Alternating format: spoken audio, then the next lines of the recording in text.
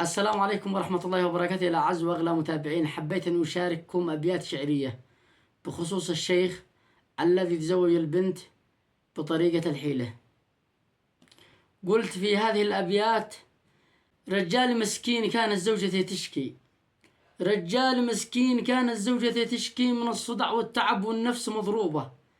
قرر يشيل المرأة للشيخ له تحكي، يشوف لا شي عيون البنت حبوبة.